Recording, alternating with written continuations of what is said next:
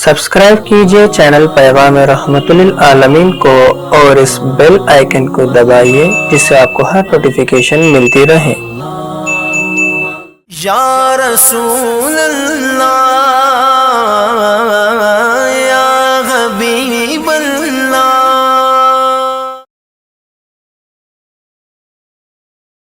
अस्सलामु अलैकुम वरहमतुल्लाहि वबरकातुहू। अल्हम्दुलिल्लाहि रब्बिल आलमीन वसल्लल्लाहु अला सय्यिदिल अंबिया'i वल मुरसलीन व अला जमीइल अंबिया'i वल मुरसलीन व अलल मलाइकतिल मुक़र्रबीन व अला आलिहि व अस्हाबिहि अजमईन। इन्नल्लाह व मलाइकतहु युसल्लूना अलन नबी या अय्युहल्लज़ीना आमनू सल्लु अलैहि वसल्लिमू तस्लीमा।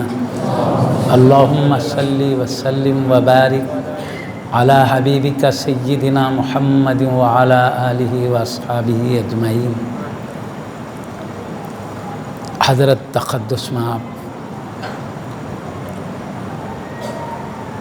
ख़तीब ज़ीशान हज़रत अल्लामा मोहम्मद ज़ियाउद्दीन साहिब क़िबला साबिरी कामिल जामे निज़ामिया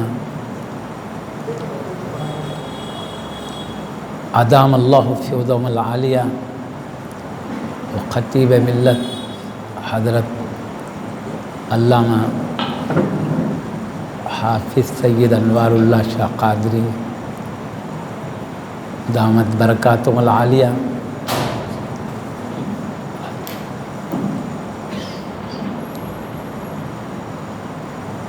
जमी मुअज़्ज़ज़ मुकर्रम मस्जिद के इस जलसे के ज़िम्मेदार ओहदेदारान किराम व जमी बानियान महफ़िल, जमी बुज़ुर्गान मिल्लत व जमी उलमाए किराम दामत बरकातुहुल आलिया क़ाबिल क़द्र जमी सामईन किराम हफ़िज़हुमुल्लाहु ताला। हमने इस मुबारक महफ़िल में अपने जलीलुल क़द्र अज़ीमुल मर्तबत उलमाए किराम वारिसीन उलूम मुस्तफ़ा सल्लल्लाहु अलैहि वसल्लम से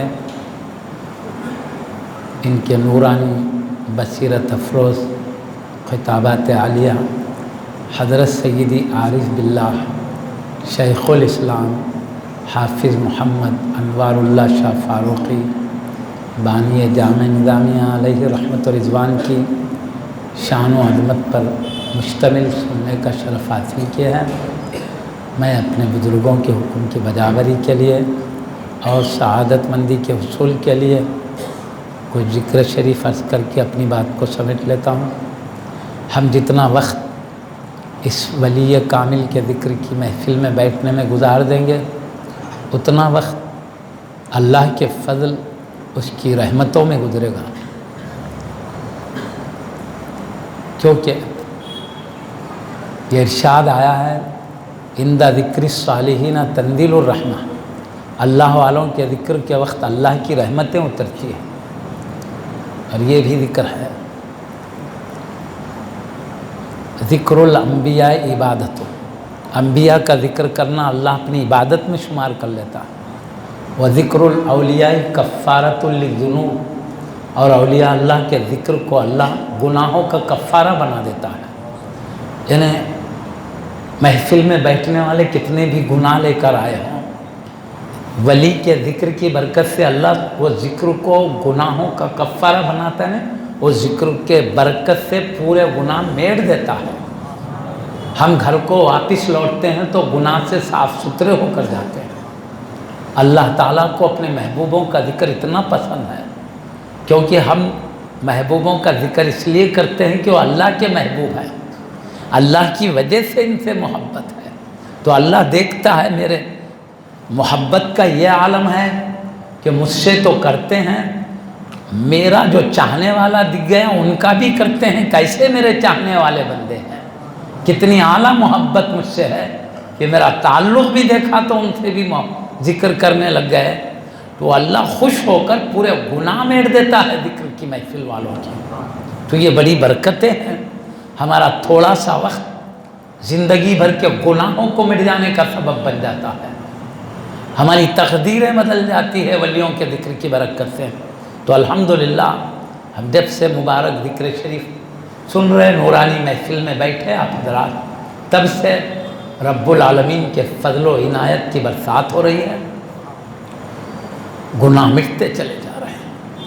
یہ اللہ کا ہم پر کرم ہے، جس کو اپنے رحمت سے مالا مال کرنا چاہتا ہے ان کو اپنے محبوبوں کے ذکر کی محفل عطا کر دیتا ہے اللہ تعالیٰ۔ ایک بڑی دولت ہے اللہ کی طرف سے۔ حضرت سیدی شیخ الاسلام حافظ امام محمد انوار اللہ شاہ فاروقی بانی جامعہ علیہ رحمت الرضوان، آپ بارہا ہمارے باصفہ علماء کرام سے سنتے رہے ہیں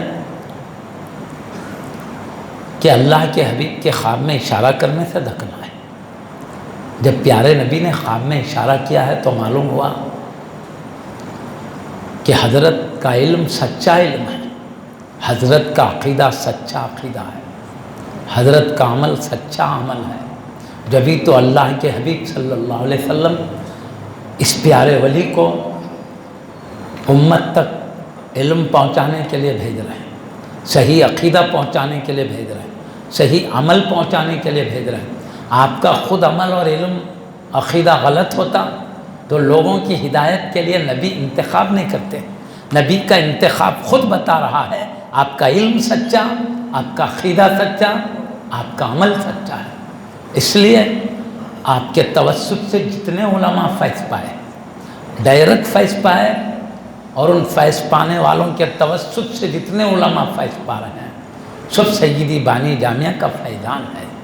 آج پورے ہندوستان میں آپ کے فیض پانے والے علماء کرام ڈائریکٹ نہیں، توسط سے آپ سے فیض پانے والوں سے فیض، ان کے فیض پانے والوں سے فیض پایا۔ اس طرح کے علماء لاکھوں کی تعداد میں ہندوستان کے کنارے کنارے پر پھیلے ہوئے ہیں، بلکہ ہندوستان کے باہر دنیا کے بڑے بڑے ممالک میں مختلف علاقوں میں پھیل کر سیدی بانی جامعہ کے علم کو، آپ کے پاکیزہ عقیدے کو، آپ کے نورانی تعلیمات کو چمکا رہے، پہنچا رہے امت تک۔ اس طرح آپ کا فائدہ پورے عالم پہ جاری ہے، انشاءاللہ تا قیامت جاری رہے گا، کیونکہ جب پیارے نبی آپ کو بھیجے ہیں پاکیزہ تعلیم پہنچانے تو حبیب کی مدد رہے گی، انشاءاللہ قیامت تک یہ سلسلہ جاری رہے گا۔ اور آپ نے نورانی کتابیں بھی ہمارے لیے لکھی ہیں، اس میں کیا عمل اپنانا چاہیے، کن اعمال سے بچنا چاہیے، کون سا عقیدہ اپنانا چاہیے، کس عقیدے سے بچنا چاہیے، پوری کتاب میں رہنمائی کر دیے ہیں حضرت اللہ۔ اب اللہ کے حبیب کے بھیجے ہوئے ہیں آپ، پیارے نبی کو رب نے انتخاب کیا ہے، سیدی انوار اللہ شاہ قبلہ کو نبیوں کے امام نے انتخاب کیا ہے۔ اللہ کے انتخاب کردہ نبی، نبی کا اکرام اللہ کی بات کا احترام سمجھا جائے گا، اور نبی کے بھیجے ہوئے ولی کا اکرام نبی کی تعظیم سمجھا جائے گا۔ نبی نے جنہیں اپنا قاصد بنا کے بھیجا، ہم ان کی بات سن رہے ہیں، ان کا ادب کر رہے ہیں، ان سے محبت کر رہے ہیں، تو یہ نبی کی تعظیم ہوگی۔ نبی کے دل میں اکرام ہے تبھی تو ان کے بھیجے ہوئوں کا احترام ہے، تو ان کی تعظیم نبی کی تعظیم سمجھی جائے گی، نبی کی تعظیم رب العالمین کا احترام سمجھا جائے گا، اس اللہ کا ادب سمجھا جائے گا۔ اس طرح ہمارے لیے سیدی بانی جامعہ قبلہ نے حضرت انتخاب کیے، اور بھی مقربین کا پیارے نبی نے انتخاب کیا، مختلف علاقوں کے لیے مختلف مقربین کا۔ اب چونکہ حضرت سیدی بانی جامعہ علیہ رحمت الرضوان کا ذکر چلا تو ان کا ذکر ہم کر رہے ہیں۔ پیارے نبی کے منتخبہ بھیجے ہوئے ولی ہیں۔ آپ نے ہمارے لیے جامع نظامیہ کے ذریعے علم کا بھی انتظام کیا، اور آپ کا فیضان علماء کے توسط سے بھی جاری ہے، اور کتابوں کے ذریعے بھی جاری ہے۔ اب میں آپ کو حضرت نے جو تعلیم دیے ہیں، ہماری جو رہنمائی کی ہیں، تھوڑا سا اس کا ذکر کر کے میں بات سمیٹ لیتا ہوں۔ حضرت نے مقاصد الاسلام نامی کتاب 12 حصوں میں لکھی ہے، 11 حصے چھپے ہوئے ہیں، ابھی ایک حصہ دستیاب نہیں ہے۔ پھر آپ نے انوار احمدی لکھا، ایک کتاب عظیم ترین، ایک کتاب افادۃ الافہام کے نام سے لکھا، ایک کتاب حقیقت الفقہ کے نام سے، دو جلدوں پر مشتمل ہے، اور مختلف عنوانوں پر آپ نے کتابیں لکھی۔ الکلام المرفوع نامی علم حدیث کے مضمون پر آپ نے لکھا، وحدت الوجود اللہ کی معرفت کے بارے میں آپ نے کتاب لکھا۔ اس طرح سیدی بانی جامعہ قبلہ عالم تو مختلف کتابیں آپ کی موجود ہیں۔ اب میں تھوڑا سا ذکر ایک کتاب میں کیا ہے اس کا تھوڑا ذکر کرتا ہوں، تاکہ حضرت نے ہمارے لیے جو نعمتیں دیا ہے ہم اس کو اپنے کلیجے سے لگا کے رکھیں، حضرت نے جو نصیحت کیا ہے اس پر عمل کریں، کیونکہ حبیب نے آپ کو بھیجا ہے تعلیمات پہنچا کر اس پر عمل کروانے کے لیے امت کو۔ اب میں آپ سے عرض کرتا ہوں، مقاصد الاسلام کے 11 حصے آپ نے لکھے۔ پہلے حصے میں آپ نے نبی پاک صلی اللہ علیہ وسلم کے میلاد شریف کا ذکر کیا، اور نبی کے میلاد کے ذکر کے وقت آپ کے پیدائش کا جب ذکر ہوتا ہے ادب سے کھڑے ہونے کا بھی ذکر کیا۔ اس طرح ادب سے کھڑے ہو جانا نبی کے میلاد کے ذکر کے وقت یہ نبی کی تعظیم کی علامت سمجھی جائے گی، تو اس کو حضرت نے تفصیل سے لکھا ہے۔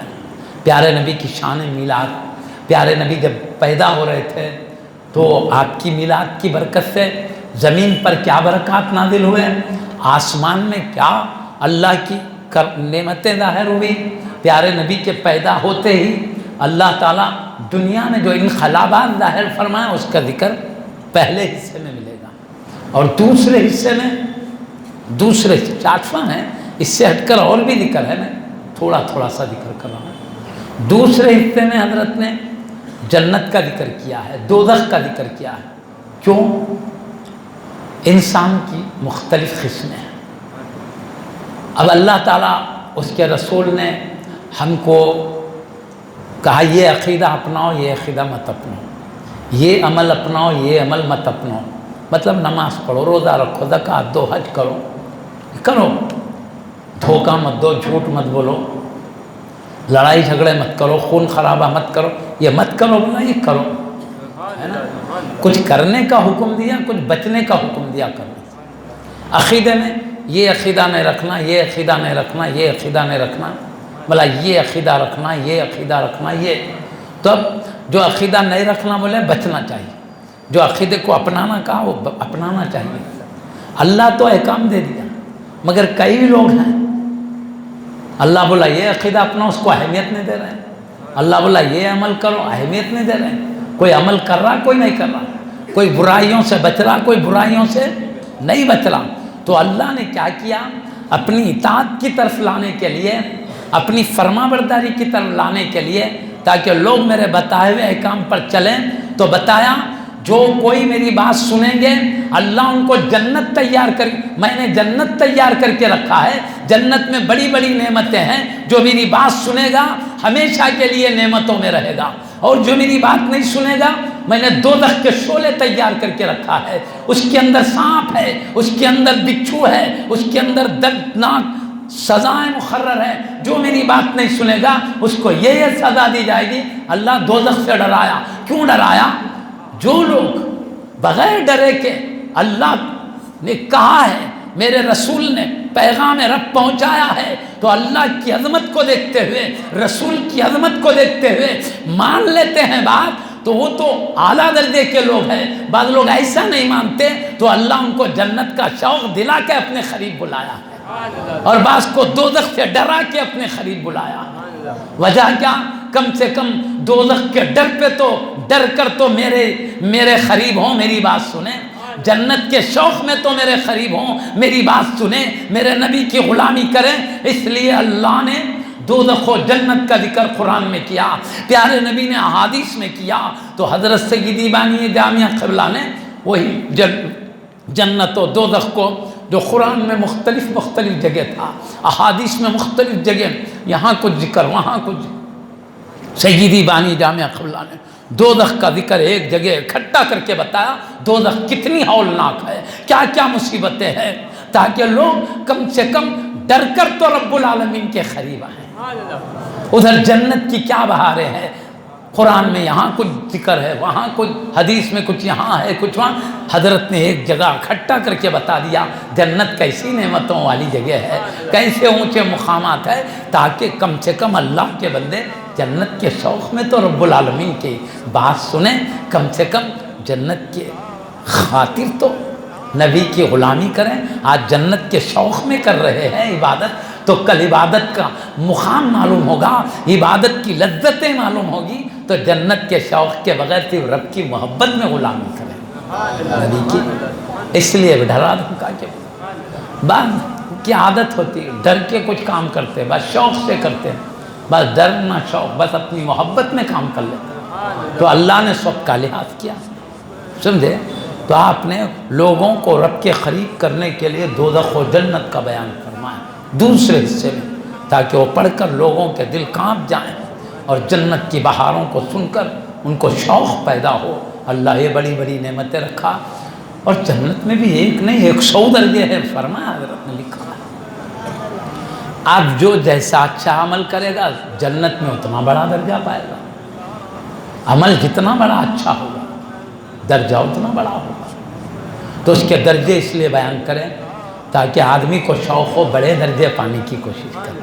کیوں میں ایک بات بولوں، دنیا کا معاملہ الگ ہے، جنت کا معاملہ الگ ہے۔ دنیا میں اپن ایک معمولی گھر بنا لیے، جھونپڑی، ہر وقت جھونپڑی میں نہ رہتے، اللہ تھوڑی دولت دیا جھونپڑی سے ایک مضبوط گھر بنا لیتے، اور بھی دولت دیا بڑا محل بنا لیتے ہیں۔ دنیا کے گھروں میں عدل بدل ہوتے رہتا ہے، آج کرائے کا مکان ہے، اللہ دولت دیا تو اپنا ذاتی مکان بنا لیتے ہیں، یا ایک مکان میں دوسرا بدل سکتے ہیں، مگر جنت کا معاملہ ویسا نہیں ہے، ایک بار جس میں چلے گئے ہمیشہ اسی میں رہنا پڑے گا۔ ہم نے وہاں کوشش کر کے وہاں عبادتیں کر کے بڑی جگہ جائیے، وہاں عبادتوں کی نماز کی جگہ نہیں ہے، روزے زکوٰۃ کی جگہ نہیں ہے۔ اللہ نے کہا بڑے درجے پانا ہے، جتنا عبادت کرنا دنیا میں کر لو اتنا مقام بڑا وہاں ہوگا، یہاں آ کر عبادت کر کے درجے نہیں ہے، درجے پانے کی جگہ جنت ہے، دنیا ہے، دنیا۔ اس لیے حضرت نے جنت کے مختلف درجے بتائے تاکہ انسان اعلیٰ درجے کو پانے کی کوشش کرے۔ انسانی مزاج کیا ہے بولو، اعلیٰ درجہ پانے کا جذبہ ہے نہیں انسان، چاہتا ہے آدمی، پیدل چلنے والا چاہتا ہے کہ سائیکل مل گئی تو اچھا ہے، سائیکل والا چاہتا ہے تو ذرا ترقی کر کے سائیکل موٹر مل گئی تو اچھا ہے، سائیکل موٹر والا چاہتا ہے ترقی کر کے کار مل گئی تو اچھا ہے، کار والا چاہتا ہے مجھے ایک جہاز اڑانے کو مل گیا تو اچھا ہے۔ آدمی کے مزاج میں ترقی ہے، آدمی چاہتا ہے سیدھے سادے کھانے کے علاوہ اعلیٰ درجے کی غذا بھی کھانے کو مل گئی تو اچھا ہے، مجھے دولت بہت ہو تو اعلیٰ درجے کی غذا میں بھی کھاؤں، میرے چاہنے والے خاندان والوں کو بھی کھلاؤں۔ آدمی کا جذبہ ہے اعلیٰ سے اعلیٰ غذا میری ہو، اعلیٰ سے اعلیٰ سواری میری ہو، لباس اعلیٰ سے اعلیٰ ہو، مکان اعلیٰ سے انسانی مزاج ہے۔ جب موقع ملے اعلیٰ کی کوشش کرے گا، دولت رکھنے کے بعد پریشان نہیں رہے گا، بہتر سے بہتر، پنکھا نہیں ہے گرمی ہو رہی پنکھے کی خواہش کرے گا، پنکھا مل گیا ہے، اور ترقی ملے ایئر کولر کی خواہش۔ آدمی کے مزاج میں ترقی کا جذبہ ہے، اور حلال کمائی کے ذریعے اعلیٰ غذا بنا کے، حلال کمائی کے ذریعے حلال غذا اعلیٰ سے اعلیٰ کھانا درست جائز ہے۔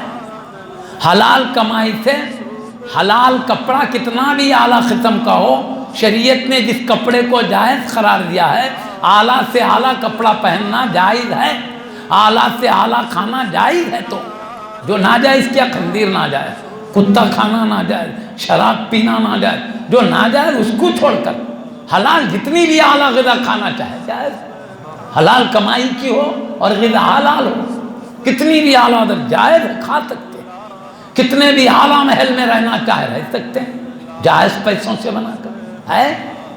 تو انسان وہی کوشش کرتا ہے جائز ہو اور اعلیٰ ہو، ہے نا، اور جتنی کوشش کرے گا اتنا اعلیٰ زندگی گزرے گی۔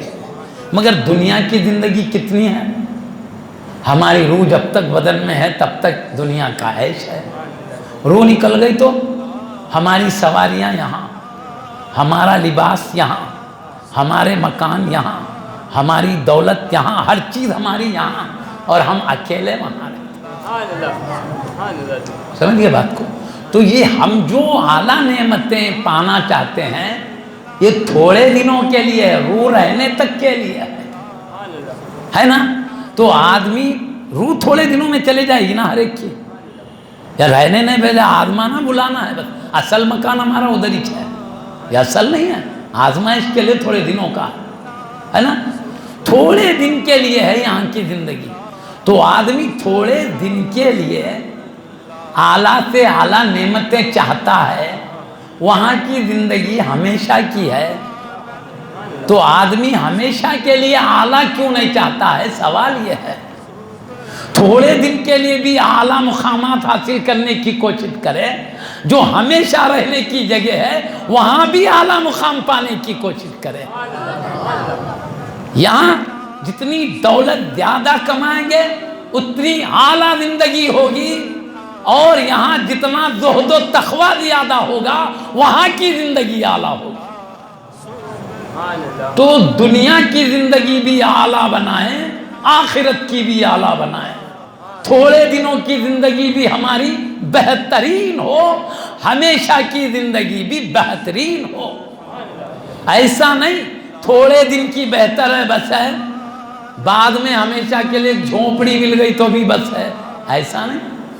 ارے ہم تھوڑے دن کے لیے جھونپڑی نہیں پسند کرتے تو ہمیشہ کے لیے کہتا کر رہا ہے؟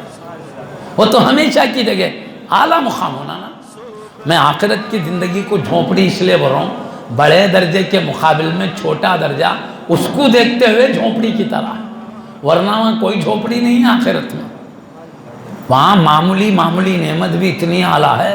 پیارے نبی صلی اللہ علیہ وسلم فرماتے ہیں نہ کسی کان نے سنا ہے دنیا میں ایسی نعمت، نہ کسی آنکھ نے دیکھا ہے ایسی نعمت، نہ کسی ذہن میں خیال جاتا۔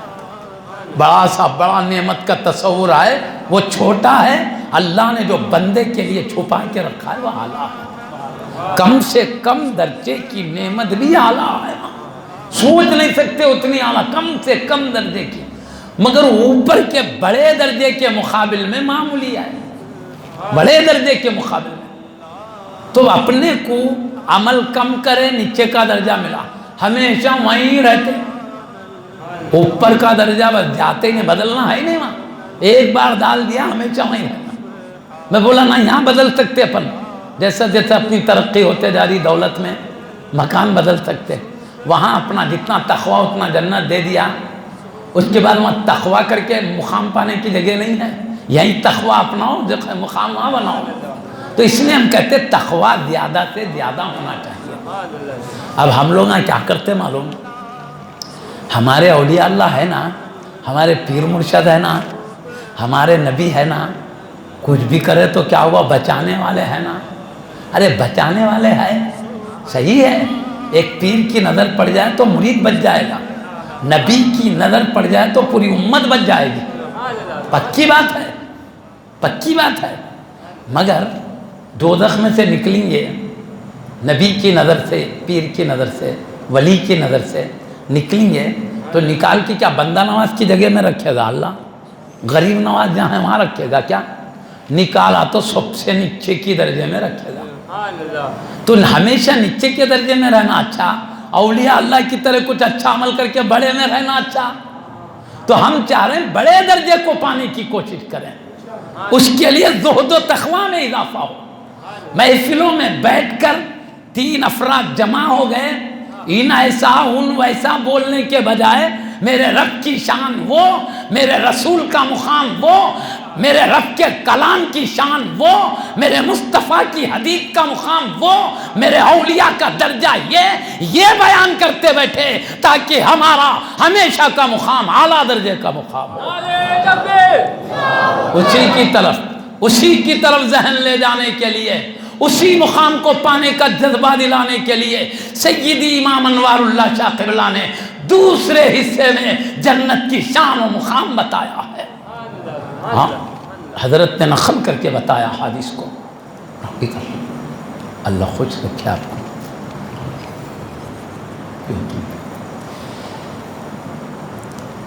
حضرت نے بتایا ہے نیچے درجے والی جنت اوپر درجے والی جنت کا کیا مقام ہے؟ اوپر والی جنت وہ ہے، نیچے درجے والے اس کو ایسا دیکھیں گے جیسے ہم زمین پر ٹھہر کر چاند ستارے کو اوپر چمکتے ہوئے دیکھتے ہیں، کدھر ہماری زمین کدھر ستارہ، یعنی نیچے کے درجے میں اوپر کے درجے میں اتنا بڑا فرق ہے جنت کا، سمجھے؟ اب جب درجے کا فرق ہے تو نعمتوں کا بھی فرق ہوگا، وہاں نچلے درجے میں بھی اعلیٰ سے اعلیٰ نعمتیں ہیں، مگر جب نچلے درجے کا یہ حال ہے تو اونچے درجے کا کیا حال ہوگا؟ ایسے 100 درجے ہیں، جو جتنا اعلیٰ درجہ پائے گا ہمیشہ کے لیے اتنی اعلیٰ نعمتوں میں رہے گا۔ اب میں ایک قرآن کی آیت حضرت قبلہ نے تفصیل سے بتایا ہے، میں حضرت کے لکھنے کی ہمارے لیے کیا اہمیت ہے بتا رہا ہوں۔ حضرت نے جنت و دوزخ کا ذکر جو کیا ہمارے لیے کوئی معمولی بات ہے، ہمارے زندگیوں میں انقلاب پیدا کر دینا چاہتے ہیں، زہد و تقویٰ کے عالم میں یاد تک پہنچا دینا چاہتے ہیں حضرت، کیونکہ حبیب نے بھیجا ہے، اسی لیے بھیجا ہے۔ اے انوار اللہ شاہ قبلہ وہ قدموں میں رہ جانا چاہتے تھے، لیکن کہا نہیں دکن جاؤ، مطلب یہ نکلتا ہے اے انوار اللہ شاہ تم کو صرف اکیلے کو میرے قدموں میں رہنے کے لیے نہیں پیدا کیا گیا، لاکھوں کو میرے قدموں تک لانے کے لیے پیدا کیا گیا، میری امت کے لاکھوں کو ساتھ لے کر آؤ، تم کو صرف رب کے قرب تک اکیلے جانے نہیں پیدا کیا گیا ہے، لاکھوں کروڑوں کو رب کے قرب تک پہنچانے کے لیے پیدا کیا، یہ مطلب نکلتا ہے بھیجنے کا۔ تو آپ نے بھی پہنچنے کا اعلیٰ انتظام کر دیا، دوزخ و جنت سے ڈرا کے بتا دیا وہ کام کرو جس میں رب کی رضا ہے، اس کام سے بچو جس میں اللہ کا غضب ہے، وہ کام کرو جس میں اللہ کی خوشی ہے، اس کام سے بچو جس میں رب کی ناراضگی ہے، اس کام کو کرو جس میں اللہ کا قرب ہے، اس کام سے بچو جس میں اللہ سے دوری ہے۔ وہ بتانے کے لیے حضرت نے مخاط اسلام کے دوسرے حصے میں ہماری زندگیوں میں انقلاب کا انتظام کر دیا۔ ہاں تو میں کہہ رہا تھا پہلے درجے اور دوسرے درجے کا یہ عالم ہے، وہ اوپر ہے زمین سے، جیسے ہم ستارے کو نیچے والے جنتی اوپر والوں کو اتنا بڑا فرق وہ ہمارے ہاتھ میں رکھا گیا ہے، جتنی محنت کریں گے اتنے بڑے درجے کو پائیں گے۔ اور بتاؤں وہاں جنت میں کیا ہے، شراب کی بھی نہر ہے، یہاں شراب پینا حرام ہے، وہاں شراب پینا جائز ہے، یہ شراب اور ہے وہ شراب اور ہے، یہ گندی شراب ہے وہ پاک شراب ہے، یہ بدبودار شراب ہے وہ خوشبو والی شراب ہے، یہ شراب پیو تو بھی نشہ آتا ہے، وہ شراب پیو تو بھی نشہ آتا ہے، یہ شراب پیو تو نشہ اس شان سے آتا ہے عقل چلے جاتی ہے، اور نشہ یوں آتا ہے آدمی گالی دینے لگتا ہے، وہ شراب پیو تو عقل جاتی نہیں، عقل اور تیز ہوتی ہے، وہ ایسا نشہ ہوتا ہے اس نشے میں اس نشے میں بندہ اللہ کی عظمت بیان کرنے لگتا ہے، اس کی حمد و ثنا بیان کرنے لگتا ہے، اس کی پاکیزگی عظمت بیان کرنے لگتا ہے، تو وہ نشہ اللہ کی پاکی کی طرف لے جانے والا ہے، اپنے نبی پر درود و سلام بھیجنے والا نشہ ہے، وہ شراب کا نشہ الگ ہے۔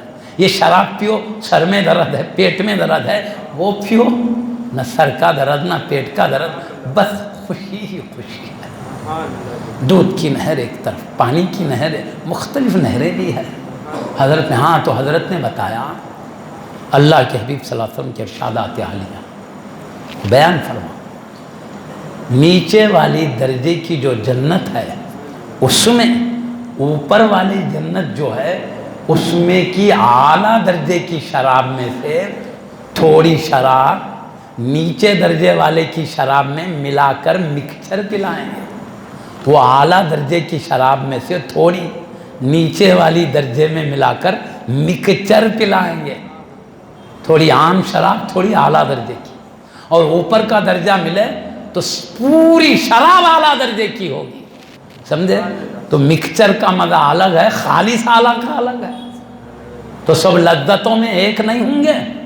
اور سب سے بڑی بات بول دوں میں، جو جتنے اعلیٰ درجے پر ہوگا اس کی روحانی طاقت اتنی اعلیٰ ہوگی، بدنی طاقت کے ساتھ ساتھ روحانی طاقت اعلیٰ درجے کی ہوگی، تو وہاں اللہ کو اس کی شان کے مطابق نہیں دیکھ سکتے، کیوں؟ اللہ کی عظمت حدوں سے پاک ہے، اس کی جیسی شان ویسا نہیں دیکھتے، بندہ اپنے میں جتنی طاقت ہے اتنا دیکھ سکتا ہے، حبیب کا بھی وہی مقام ہے، ان کی بھی شان وہی ہے، وہ آقا جیسے ہیں کوئی نہیں دیکھ سکتا، اپنی طاقت دیکھنے کی جتنی ہے اتنا شان سے دیکھ سکتا۔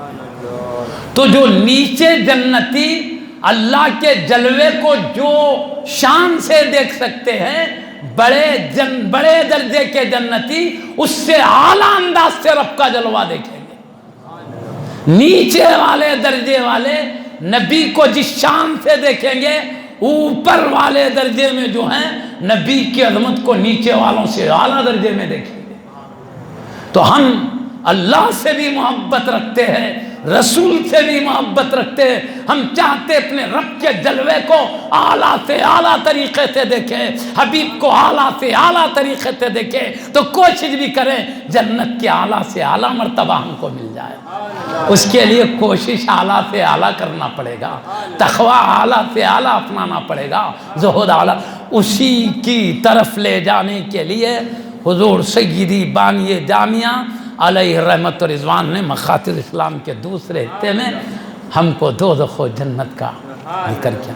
وہ ڈراؤنی دوزخ، آدمی دوزخ کے اچھی طرح توجہ سے پڑھ لے گا ہوش اڑ جائیں گے، اس کی کوئی گناہ سرزد نہیں ہوگا، وہ ڈراؤنی مقام ہے اس کا۔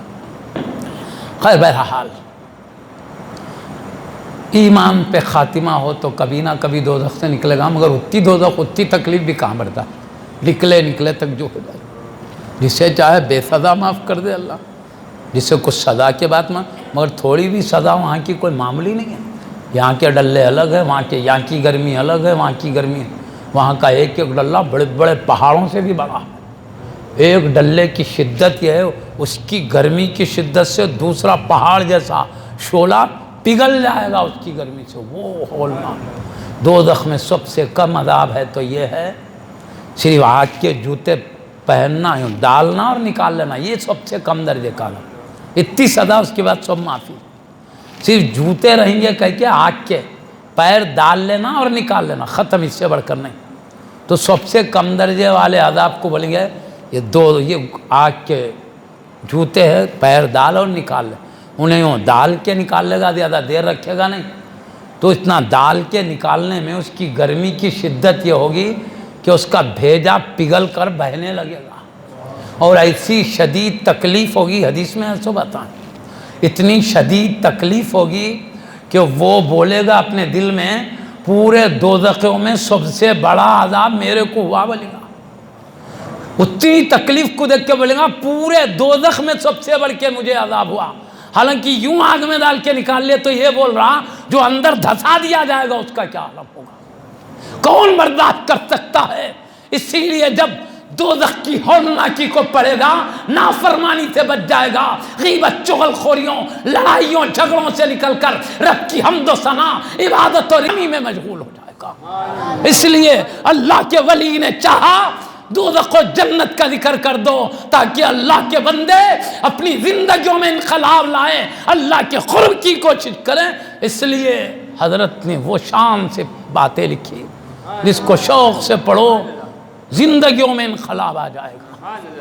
تیسرے حصے میں حضرت نے جو معرفت الہی کا کچھ ذکر کیا ہے، مختلف کتابوں میں مختلف جگہ کیا، اس میں تھوڑا کیا ہے اور دیگر باتیں بھی ہیں، اور یہ بھی بتایا ہے آپ نے بعض دہری قسم کے لوگ جو خدا کو نہیں مانتے، ان کے لیے حضرت نے کہا یہ ساری زمین اگر خدا نہیں ہے تو یہ بنی کیسے؟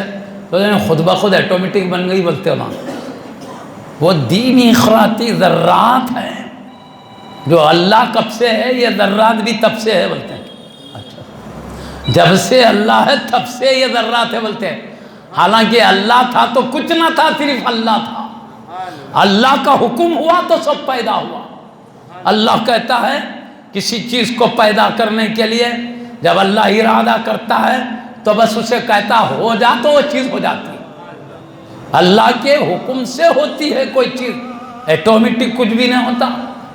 یہ لوگ بولتے نہیں کچھ ذرات ہے دینی خراتی ذرات جو پہلے سے اللہ کب سے جب سے یہ لوگ آئے تو یہ کائنات کو وہ ذرات نے پیدا کر دیا، بولتے اللہ پیدا کر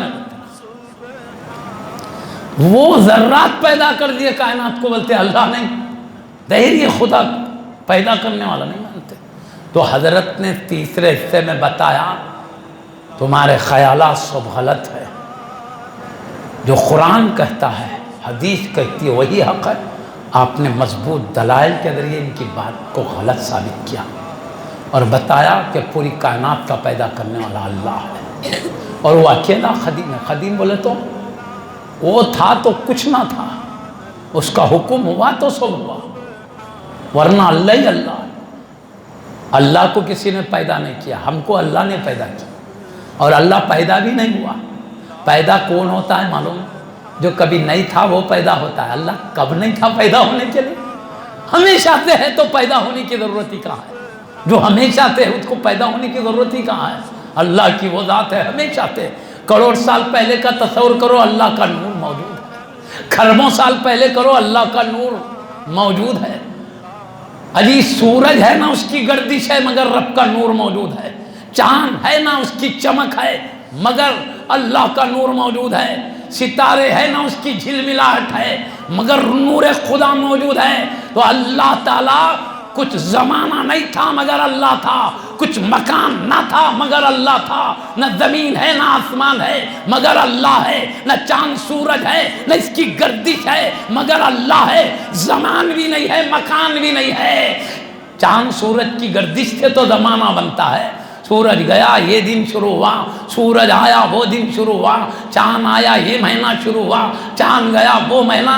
چاند ستارے آتے جاتے ہیں تو زمانہ گنا جاتا ہے۔ ارے چاند سورج بھی نہیں ہے، اس کا ڈوبنا نکلنا بھی نہیں ہے، تو زمانہ کہاں سے؟ کچھ زمانہ نہ تھا جب بھی رب تھا، زمین تھی نہ رب تھا، کچھ نہ تھا، بس رب نے چاہا پیدا کرنا، کن کہا ہو گیا، جس کو کہا ہو جا وہ ہوتا رہا۔ تو حضرت نے فرمایا اللہ کے علاوہ کچھ تھا ہی نہیں، اللہ ہی اللہ تھا، نور خدا تھا، کچھ نہ تھا۔ بس اس نے جب جس کو پیدا کرنا چاہا سب سے پہلے اپنے حبیب کے نور کو پیدا کیا، کہا ہو جا، ہو گیا، فیضان رب العالمین سے نور کیا۔ اس کے بعد جس کو جس شان سے جب پیدا کرنا ہے کرتا رہا، پوری کائنات اب قیامت تک جس کو جب پیدا کرنا ہے اللہ ارادہ کرتے رہے گا، وہ ہوتے رہے گا۔ تو حضرت بولے خود سے کچھ بھی نہیں ہوا، سب رب کے حکم سے ہوا، بلکہ دلائل دے کر ثابت کیا۔ میں صرف بتا دے رہا ہوں، دلیل تفصیل سے دیکھنا ہے۔ تیسرا حصہ مقاصد الاسلام کا پڑھیں، اللہ کا کیا مقام ہے، اللہ کی کیا عظمت ہے، مخلوق میں اللہ میں کیا فرق ہے، اس میں مل جائے گا۔ سمجھے بات کو؟ اس کے ساتھ حضرت نے مختلف احادیث کی شرح، بہت ہمارے لیے سمجھنے میں دشواری ہوتی، ایسا آسان کر کے بتا، میں شارٹ فارم کروں ورنہ میں یہاں کھول کے بتاتا ہوں مختلف حدیث کو شارٹ فارم انداز میں۔ حضرت نے ہمارے لیے رہنمائی کی، اللہ کا وجود ہے، کائنات اس کے حکم۔ کئی لوگ کلمہ پڑھ کر بعض لوگ بھٹک گئے، وہ بھی سائنسدانوں کی بات کرنے لگ گئے۔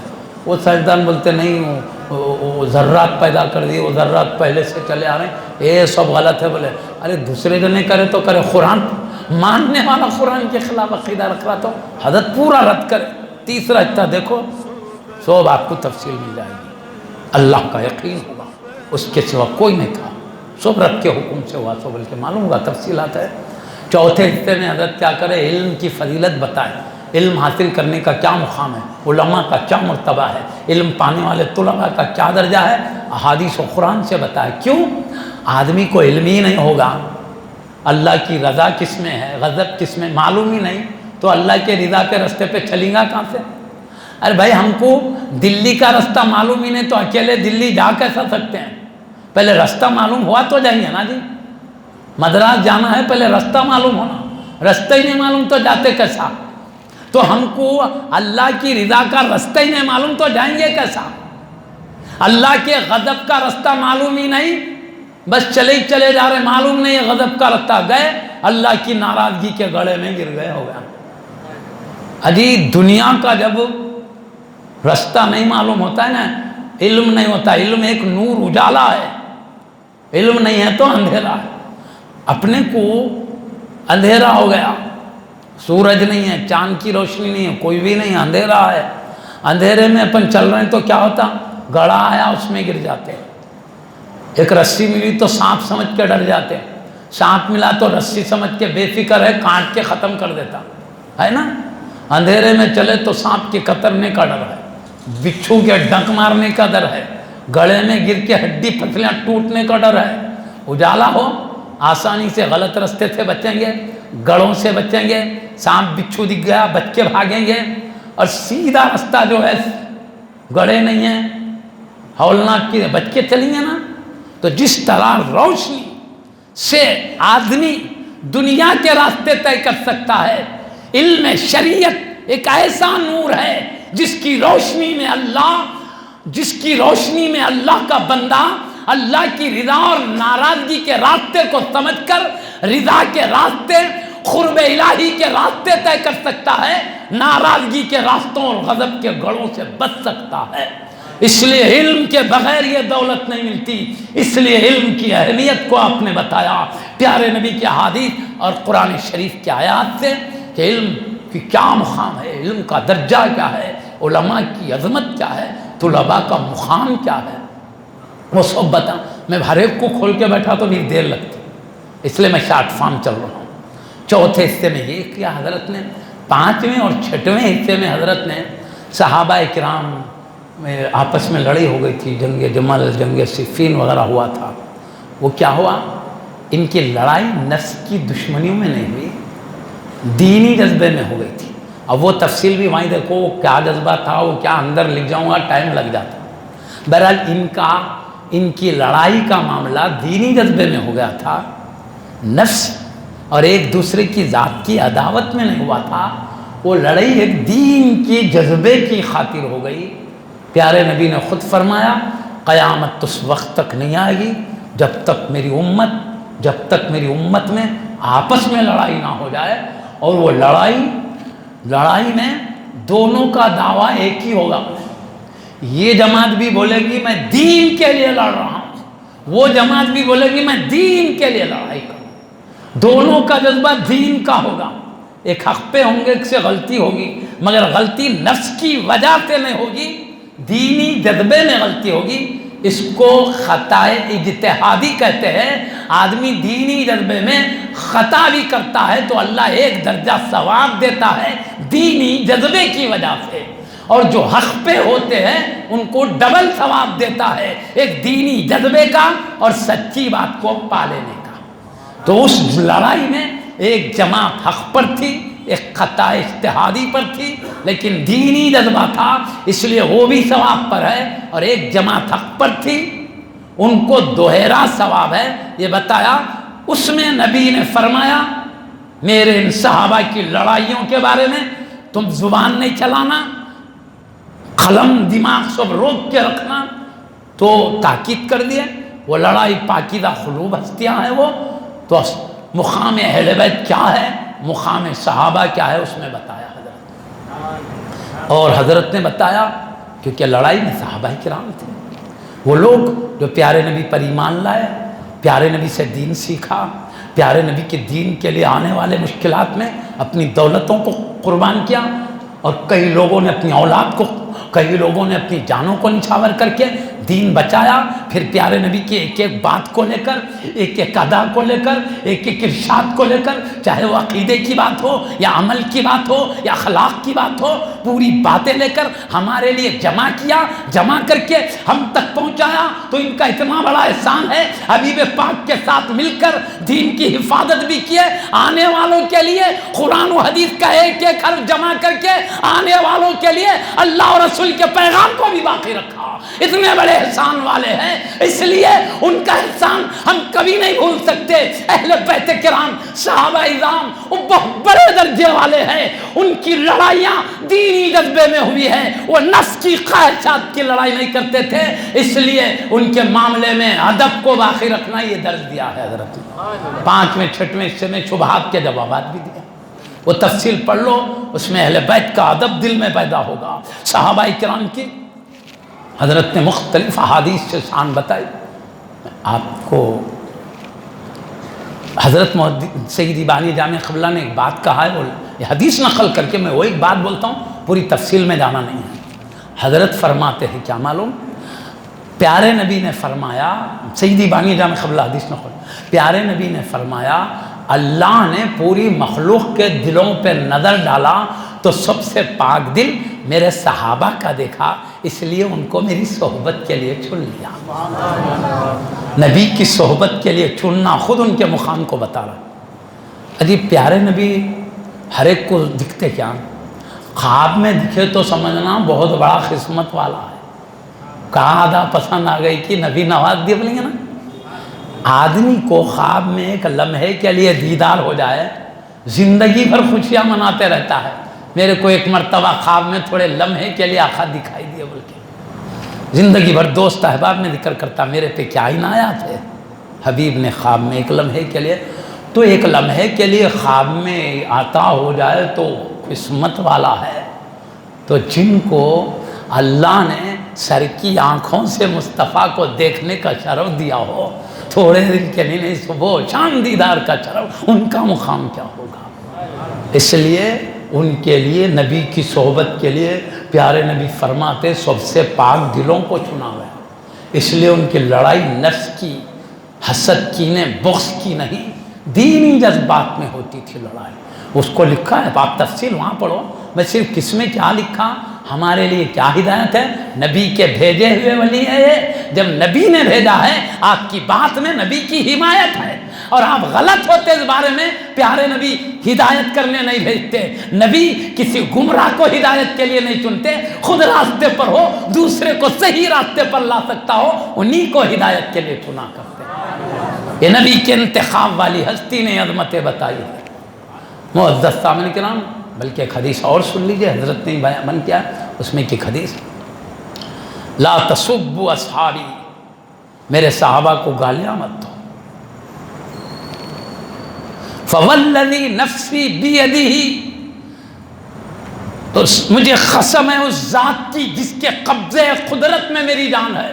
پیارے نبی اللہ کی قسم کھا کے بول رہے ہیں بات، نبی کی قسم کا تو اپنے کو لحاظ ہونا نہیں ہونا، اللہ کی اس ذات کی قسم، میری جان جس کے قبضے میں، نبی کی جان کس کے قبضے میں؟ اللہ کے نا، اس کی قسم بولے تو اللہ کی قسم ہے بولنے کا مطلب، اس ذات کی قسم جس کے قبضے میں میری جان ہے، لو ان احدا انفق مثل احد ذهبا، اگر کوئی شخص احد کے پہاڑ کے برابر سونا بھی خیرات کر دے، ما بلغ مد احدہم او نصیفہ، رواہ مسلم رحمۃ اللہ نے اس کی روایت کیا، تو دوسرا شخص صحابی رسول نے آدھا سا جو، ایک سا یا آدھا سا جو خیرات کر دے تو یہ ان کے احد کے پہاڑ کے برابر سونے سے بڑھ کر اللہ ان کو مقام عطا کرتا ہے۔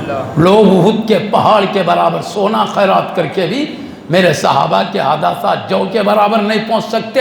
ان کا اتنا بڑا درجہ ہے، اتنا پاکیزہ دل ہے، ان کا ایمان اتنا نورانی ہے، اللہ ان کے اس تھوڑے سے عمل پر لوگوں کے بڑے بڑے عمل سے بڑھ کر مقام دے رہا ہے۔ قسم یاد کرتے کریں، کیوں؟ تاکہ ہم بے ادبی سے بچیں۔ پہلے بے ادبی مت کرو بول رہے ہیں، کیوں مت کرو؟ یہ مقام والے ہیں، تم کدھر وہ کدھر، تم اپنے آپ کو بچا کے رکھو، یہ مطلب سمجھے بات کو۔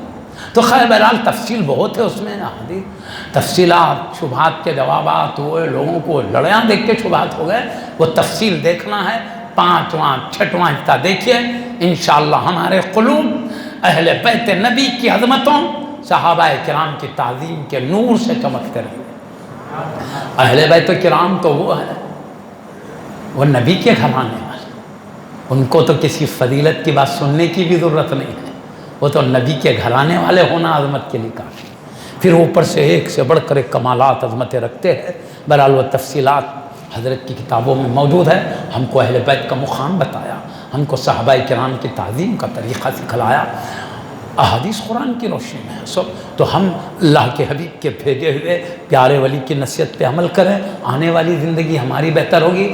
نبی کے بھیجے ہوئے ولی کی بات کو نہیں سنیں گے تو ہم اپنی مرضی کے مطابق یہاں زندگی گزاریں گے، وہاں اپنی مرضی نہیں چلے گی، وہاں اللہ کی مرضی چلے گی۔ دنیا میں جو رب کی مرضی کے موافق چلتا ہے، اللہ اس بندے کو اس کی مرضی کے موافق لے کر چلتا ہے، وہ جو نعمت چاہے عطا کرتا ہے۔ دنیا میں ہم اللہ کی مرضی چھوڑ کر، رسول کی مرضی چھوڑ کر اپنی خواہش کے مطابق چلیں گے، وہاں اللہ کی مرضی کے مطابق چلنا پڑے گا، وہاں اب اپنی مرضی نہیں چلے گی۔ دنیا میں رب کی بات نہیں سنتے تھے، مصطفیٰ کی بات نہیں سنتے تھے، اب اللہ بھی وہاں ہماری بات نہیں سنے گا، تو ان کی بات سنو، آخرت کی کامیابی ہے۔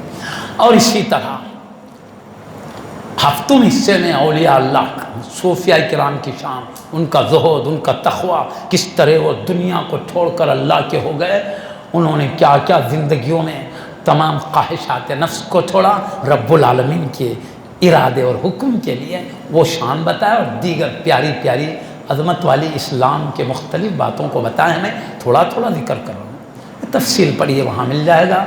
8ویں حصے میں بھی تقریباً اولیاء کرام کے کرامات، اولیاء کے تصرفات، غوث اعظم رضی اللہ عنہ کا مقام، غریب نواز میں اولیاء کرام کی شان بتائے ہیں، ان کا درجہ، اہمیت، عظمت بتائے ہیں۔ اس طرح 9ویں حصے میں پیارے نبی صلی اللہ علیہ وسلم کا مقام، عظمت، دیگر اسلامی شان۔ اس طرح 10ویں 11ویں حصے میں پیارے نبی کے معجزات، کمالات، عظمتیں بتائے ہیں۔ اس طرح ہمارے ضروریات کے تمام باتوں کو اس میں لکھا ہے، اور اسلام کے ضروری احکام بھی بتائے ہیں۔ اور اس کے ساتھ انوار احمدی، وہ تو مکہ شریف میں لکھے، اور نام بھی مکہ شریف میں حضرت آپ کے پیر و مرشد حاجی امداد اللہ مہاجر مکی رضی اللہ تعالیٰ رہتے تھے، انہوں نے ہی نام تجویز کیا۔ وہ انوار احمدی میں کیا پیارے نبی کا مقام ہے، مرتبہ ہے، مقام مصطفیٰ کیا ہے۔ انہوں نے قل انما انا بشر مثلکم کی ایک آیت ہے، کہہ دو حبیب ظاہری صورت بشری میں تم جیسا بشر ہوں، تو آپ بتائیں یہ دکھنے میں ہماری طرح حقیقت میں کیا مقام ہے، بتائیں۔ وہ تفصیل میں نہیں جانا چاہتا۔ اللہ کے حبیب کا مقام بتانے میں آپ نے کہا ان کا اللہ کے پاس وہ درجہ ہے، اب آپس میں زور سے بولو تو ہمارے ایمان چلے نہ، ہمارا عمل سالبنے ہو جاتا، عمل برباد نہیں ہوتا، ایک دوسرے کے سامنے ذرا زور سے بات ہو گئی تو۔ مگر نبی کا وہ مقام ہے، قرآن کی آیت نقل کر کے بتائے، نبی کی بارگاہ میں کوئی زور سے بھی بولے گا تو اللہ ڈرایا میرے نبی کے پاس زور سے نہیں بولنا، آپس میں جیسے باتیں کر لیتے ویسا نبی کے پاس نہیں، دھیمے آواز میں، نبی کی آواز سے اپنی آواز کم رکھ کے بات کرنا۔ کیوں؟ اگر ذری بھی لغزش ہو جائے، کہیں تمہارے زندگی بھر کے اعمال برباد نہ ہو جائے۔ وہ مقام بتا، مقام وہ ہے، آواز بھی بلند ہو تو کہیں زندگی بھر کے اعمال، نہ نماز باقی رہے، نہ روزہ، زکوٰۃ، نہ حج، سب چلے جائے گا، ایک آواز بلند ہو جائے تو ادب سکھایا سو بتایا، میرے نبی کے آگے نہیں بڑھنا۔ وہ پورے آیت کہ لا تقدموا بین یدی اللہ ورسولہ واتقوا اللہ، اللہ اور رسول کے آگے مت بڑھو، اللہ سے ڈرتے رہو۔ یا ایھا الذین آمنوا لا ترفعوا اصواتکم فوق صوت النبی، اے ایمان والو نبی کی آواز پہ اپنی آواز بلند مت کرو۔ ولا تجہروا له بالقول کجہر بعضکم لبعض، جیسے ایک دوسرے کے سامنے زور سے بولتے ہو، میرے حبیب کے سامنے نہیں بولنا۔ ان تحبط اعمالکم وانتم لا تشعرون، کہیں تمہارے زندگی بھر کے اعمال برباد نہ ہو جائیں اور تمہیں پتہ بھی چلنا نہ پائے کہ تو تم متقی زاہد عبادت گزار ہی سمجھتے رہو، لیکن نبی کی ذری بے ادبی کے پاداش میں زندگی بھر کا تقوی ختم ہو گیا، تم سمجھ بھی نہیں سکیں گے ہمارا سب عمل اکارت ہو، سمجھے گی بھی نہیں، ایسا کہیں برباد نہ کر دے اللہ بابا۔ ان الذین یغضون اصواتهم عند رسول اللہ، اور اللہ نے کیا مقام بتایا ادب کرنے والوں کا، وہ بھی بتایا سیدی بانی جامعہ قبلہ نے انوار احمدی میں۔ بے شک جو لوگ نبی کی دربار میں آوازوں کو دھیمی رکھتے ہیں، اولئک الذین امتحن اللہ قلوبهم للتقوی، یہ وہ لوگ ہیں کہ اللہ نے ان کے دلوں کو تقوی کے لیے آزما لیا ہے۔ یہ تقوی والے لوگ ہیں جو نبی کی بارگاہ میں ادب کرتے ہیں۔ یہ فرمایا آگے لہم مغفرۃ واجر عظیم، ان کے لیے گناہوں کی معافی بھی ہے، بڑا اجر بھی ہے۔ اور یہ خطاب مومنین سے ہے، اے ایمان والو تم آواز بلند مت کرو، تمہاری آواز بلند ہوگی عمل ہفت ہو جائیں گے، ڈرایا اللہ نے۔ تو آواز بھی بلند ہوں گی تو عمل برباد، اور ادب کرو آواز پت رکھو، یا عمل کرو تو بھی برباد، اور ادب کرو تو کیا برباد، ادب کرو تو ہے سو بھی گناہ معاف کر دوں گا اور مزید درجات سے بھی نوازوں گا۔ لہم مغفرۃ، ان کے لیے گناہ کی معافی بھی ہے، اجر عظیم، بڑا اجر بھی ہے۔ اجر نہیں کہا، عظیم کہا، بڑا اجر۔ ہم کہیں بڑا تو ہماری شان کے لائق ہوگا، اللہ کہے بڑا اس کی شان کے لائق بڑا اجر ہوگا۔ اللہ کہہ رہا ہے بڑا اجر، ادب کرے تو گناہ بھی معاف ہو رہے ہیں، اجر عظیم بھی مل رہا۔ اور ادب ذرا بھی گیا عمل برباد. ایمان والوں سے بھی خطاب. ارے ایمان والا ہونا بلکہ زور سے بات کرتا کیا؟ باتوں باتوں میں آواز بلند ہو جاتی. تو اللہ بول رہا ہے یہ میرے حبیب کا مقام ہے، یہاں پر بے سوچے سمجھے نہیں آنا، ہوش سنبھال کے آنا. میرے کعبہ میں آ کے دیوانگی کرو چل جائے گی، میرے مصطفیٰ کے پاس دیوانے بن کر نہیں آنا، ہوش سنبھال کے آنا. یہاں آواز بھی بلند ہو تو اب تو جنگل سنبھل کے آؤ. بلا اللہ بے خبری میں وہاں دیوانگی دیکھو. میں بتاؤں کعبے میں دیوانگی کی نظر آتی. بولو کعبے میں گول پھرتے جا رہے ہیں، کوئی بھی نہ کہیں کو پھر رہا، بھائی کام نہ دھندا بولتا نہیں. اللہ کے پاس گئے تو ایک دیوانہ پر نظر آتا ہے. اللہ کی محبت میں گھوم رہے، وہ بھی دیوانہ پر محبت الہی میں. اللہ کا کوئی بدن نہیں ہے نا، کوئی خاص جگہ نہیں ہے جہاں جا کے گھومیں. ارے میری بدن ہے نا، میری کوئی خاص جگہ ہے. فَأَيْنَمَا تُوَلُّوا فَثَمَّ وَجْهُ اللَّهِ، جدھر رخ کرو پروردگار کا جلوہ ہے. تو کوئی خاص جگہ ہے کیا؟ لہذا میری محبت کا اظہار کرنا ہے، بس کعبہ آؤ. ایسے گھومتے ہیں گویا اللہ مل جاتا تو گھومتے، ہمارے بدن میں ہے نہیں. لہذا وہ ایک محبت کا طریقہ. مگر پھرے تو دیکھنے والا تو دیوانہ ہی بولتا نہیں، خالی گھومتے جا رہا گھومتے جا رہا، دیوانہ ہی بولتا نہیں. صفا مروا کی چکر، ادھر سے ادھر ادھر سے ادھر. وہاں گئے تو معلوم ہے دیوانہ ہوگا کیا، ادھر جا رہا ادھر آ رہا، ادھر کام نہ کچھ، جا رہا آ رہا. تو وہاں دیوانہ پر نظر آتا. وہاں شیطانوں کے پاس مینا میں گئے، اس کو کنکرے مارے. کنکرے کون مارتے تھی؟ ارے دیوانہ ہو گیا کیا، کنکرے کو مار. تو کعبے میں جاؤ دیوانگی نظر آتی ہے، مصطفیٰ کے دربار میں جاؤ دیوانگی نہیں چلے گی. ہوش سنبھال کے آنا، ادب ہاتھ میں رہے، جھاڑے نہ. سمجھے نا آپ کو؟ وہ اللہ تعالیٰ نے حبیب کا یہ مقام بتایا. تو اس کو حضرت نے لکھا نا انوار احمدی میں، وہ بھی مکہ شریف میں لکھے تو کتاب ہے. اتنی مشہور ہوئی ہندوستان سے ہٹ کر بیرون ملک والے بھی چھاپ رہے ہیں، علماء پڑھ کے سنا رہے ہیں، فائدہ اٹھا رہے ہیں. اب اپن تو دکن میں ہے، اللہ کے حبیب نے یہاں تک بھیج دیا. ان کی کتابیں قریب ہے، لے کر پڑھیں.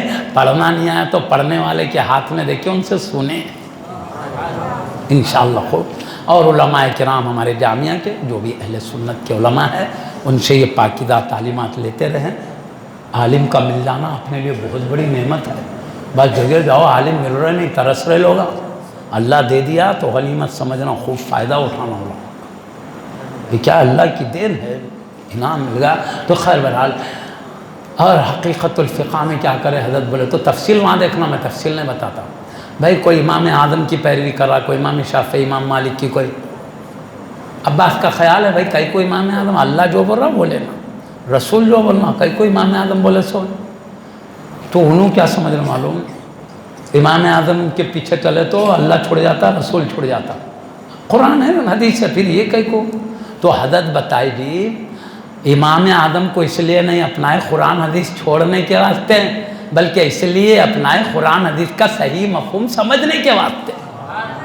کیوں؟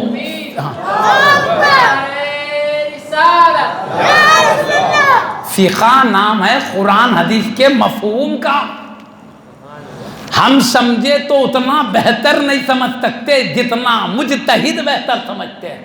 مجتہد کے لیے کتنا علم ہونا ہے کتابوں میں ہے، دریا کی طرح علم ہے، تو وہ قرآن حدیث سے صحیح مفہوم نکال سکتے ہیں. تو یہ مجتہدین اتنا علم رکھتے تھے، اتنا رکھتے تھے، ان کو قرآن حدیث سے سمجھنے کی صلاحیت تھی. تو ہم بولتے ہیں اپنے میں صلاحیت نہیں ہے تو صلاحیت والوں سے لیں. تو ہم قرآن حدیث چھوڑ کے نہیں جا رہے ہیں، قرآن حدیث کا صحیح مفہوم وہ جتنا بہتر سمجھ سکتے ہیں ہم نہیں سمجھ سکتے، اس لیے ان کا دامن پکڑ کے چل رہے ہیں. یہ ایسے ہی ہے، ہم خود راستہ نہیں جانتے، دلی کا راستہ نہیں معلوم، نئی کار لیے جا رہے ہیں، گھما لیتے ہیں. اب لوگ بولے بھائی دیکھو تم اب تک گئے نہیں معلوم ہے، جا رہے نا وہ چورستہ ملے گا سیدھے جانی مڑنا، جاتے جاتے جاتے اور ایک چورستہ ملے گا بھانے جانی مڑنا، پھر وہاں جانا سیدھا جانا، ایک چورستہ آتا کہیں بھی نہیں مڑنا، آگے جانا اور ایک آتا سیدھے مڑنا، اور ایک بولے تو انہیں کیا کرا، سیدھے کی جگہ بائیں مڑ گیا، بائیں کی جگہ سیدھے مڑ گیا. وہ نکل کے کدھر گیا، دلی جانے کے بجائے مدراس میں نکل جاتا. پھر تو خود سے چلنے میں کیا ہے، راستہ گم ہونے کا ڈر ہے. جس کو رستہ معلوم ہے اس کے ساتھ ہو، بھٹکتا نہیں، انہیں جدھر جا رہا چلتے جاؤ۔ کار میں ایک جاننے والا بیٹھ گیا، انہیں جدھر لکھ گیا جاتے جاؤ، سیدھا دلی کو پہنچتے۔ سمجھ گئے؟ خود سے سمجھنے کے لیے جاؤ تو کہیں بھی پٹکی ہو سکتی ہے، سمجھے ہوئے کا دامن پکڑے تو منزل کو پہنچ جاتے۔ تو ہم خود سے سمجھنے جائیں گے، اللہ ایک بولتے رہتا، اپن ایک سمجھتے رہتے۔ مصطفیٰ ایک بول رہے ہیں، ہم ایک سمجھ رہے ہیں۔ ایک حکم منسوخ ہو گیا، پہلے تھا عمل نے، اس کچھ لے کے چل رہے ہیں۔ یہ تمام قرآن عربی اتنی عظیم کی کلام ہے، ایک ایک عربی لفظ کے 2,000 معنی، 500 معنی بھی ہے۔ اپنے کو کیا معلوم اللہ کون سے معنی لیا؟ وہ بڑے بڑے مجتہدین دیگر آیات، دیگر احادیث اور بزرگوں کے ارشاد کی روشنی میں جو ایک دوسرے سے سمجھ میں آ رہے ہیں، ان کی صحبت کی برکت سے صحیح مفہوم کو پہنچنے کی کوشش میں کامیاب ہو جاتے ہیں۔ اب ہم کو اتنا علم نہیں، اپنی طرف سے جو بھی معنی لے لیا اللہ کی مراد نہیں رہتی، بھٹک جاتے ہیں۔ اس لیے ہم نے دیکھا اتنا علم نہیں ہے تو علم والوں کو پکڑ کے چلو۔ تو ہم قرآن حدیث کو چھوڑ کے نہیں چل رہے ہیں، اللہ رسول کو چھوڑ کے نہیں چل رہے ہیں۔ اللہ رسول کی بات یہ جتنا بہتر سمجھ سکتے ہم نہیں، ان کے اوپر بھروسہ کر کے پیچھے چل رہے ہیں۔ ہم لوگ اللہ چھوڑے بولنا والا تھا، اپنے دماغ پہ بھروسہ کرنا، اپنے علم پہ بھروسہ کرنا جو کمزور قسم کا ہے وہ بہتر، یا مجتہدین کا اعلیٰ علم، اعلیٰ فہم، اعلیٰ تقویٰ، جن پر رب کے فضل کی عنایت، رحمتوں کی برسات ہوتی ہے، ان پر بھروسہ زیادہ بہتر ہے بولو۔ اس لیے ایک مثال بھی حضرت نے دیا ہے حقیقت الفقہ میں، پوری حقیقت الفقہ نہیں بتاتا، اس میں کہ ایک مثال بتا دیتا ہوں، آگے چل جاتا ہوں۔ تفصیل دیکھنا ہے تو کتابیں دیکھو، 2 حصے، پڑھنا آیا تو خود دیکھو، نہیں پڑھنا آیا تو پڑھنے والے کے ہاتھ میں، ورنہ علماء کرام تھے، رہنمائی حاصل کریں، وہ بتاتے رہیں گے آپ کو۔ حقیقت الفقہ کی ایک ہی بات بولتا ہوں میں، باقی تھوڑا اور آگے جا کے بس کر دیں گے آپ کا بہت ٹائم لے لیا نا، لیکن میں پہلے بولا جتنی دیر بیٹھو اتنی رب کی رحمت ہے، جتنی دیر بیٹھو پورے گناہ صاف ہوتے، میلا ہو گیا کپڑا، بدن میلا ہو گیا، جتنا صابن لگاتے جاؤ صاف ہوتے جاتا، پانی جتنا بہاتے جاؤ صاف ہوتے جاتا، کپڑا ویسی تو اولیاء کا ذکر بھی گناہوں کا کفارہ، جتنا سنتے بیٹھو اتنے گناہ معاف ہوتے جاتے، گھر میں گئے تو گناہوں سے صاف ستھرے سو رہے ہیں۔ کیوں؟ میرے محبوب کا ذکر سننے آیا تھا، میرا اس لیے سنا کہ میرا محبوب ہے، میرا اتنا خیال اس کو ہے، تو میں بھی اے فرشتوں گوار ہو گناہ معاف کر دے رہا ہوں، دوزخی تھا تو جنتی لسٹ میں نام کر دے رہا ہوں۔ اللہ لسٹاں بدل دیتا ہے جی دوستوں کی محبت کرنے والوں کی، ان کی محبت میں۔ تو میں آپ کو تھوڑا سا ایک بات، اس میں حقیقت الفقہ کے 2 حصوں میں تھے، ایک حصے کی بات بولتا۔ ایک بار کیا ہوا، حضرت کے استاد محترم، کن کے؟